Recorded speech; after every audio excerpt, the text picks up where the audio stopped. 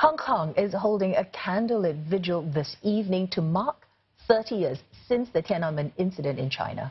Now, thousands are expected to gather to remember those killed when the Chinese military cracked down on student-led protests calling for democracy in Tiananmen Square in 1989. You're looking now at live pictures there from Hong Kong.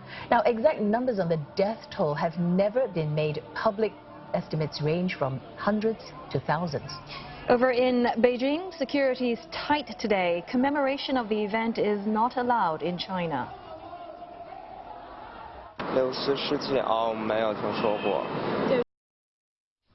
Traditionally, Chinese authorities do not comment on the issue, but 2 days ago, the Chinese Defense Minister Wei Fenghe acknowledged the incident at a defense forum in Singapore, saying that stopping the turbulence was the correct policy.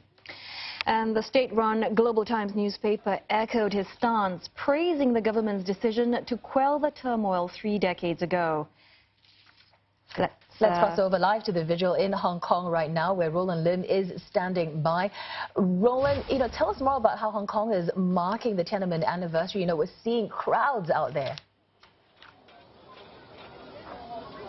Yeah, tens of thousands at least, to be sure.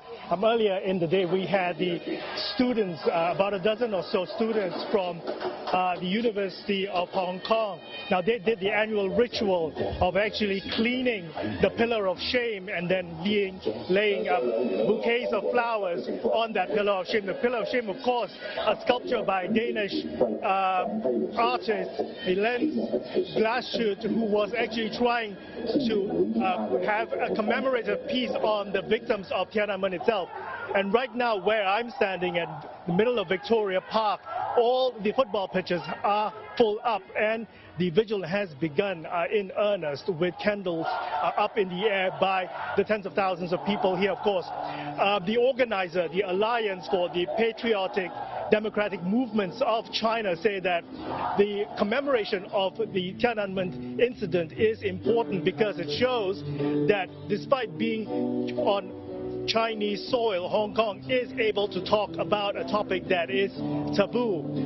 They say that their demands haven't changed. They are calling for the vindication of the victims of the Tiananmen incident, something which, of course, the Chinese authorities will not do because they say they did nothing wrong, and that because of their actions then, that China has prospered, there is stability, and there's development as well as prosperity in the country. Glenda. Now, Roland, what's also interesting is that China has explicitly mentioned the Tiananmen incident this year, breaking its usual silence. What do you think has caused this shift? Well, that's because Chinese Defense Minister General Wei Fenghe had to defend himself really at the Regional Security Forum in Singapore on Sunday when asked about the incident. He said that the clampdown by the military was the correct policy measures to be taken, and because of that, there is stability now in China because of that. The other thing was on Monday as well, the editorial of the Global Times, state-run Global Times, saying that because of that incident, China is now immune to other social unrest in the country. So there is that vindication of the actions taken by the Chinese authorities at that particular point in time. But I have to say that we also have U.S. State Secretary Mike Pompeo making a statement on June 4th itself, calling for China, or urging China to actually make a full accounting of the victims of the missing as well, so that affected families can grieve properly. Now, China is very angry with this because we've had the embassy in Washington quickly rebuking Mike Pompeo's statement by saying that this is an internal security matter, and the fact that China's human rights record has gone from strength to strength since the incident itself.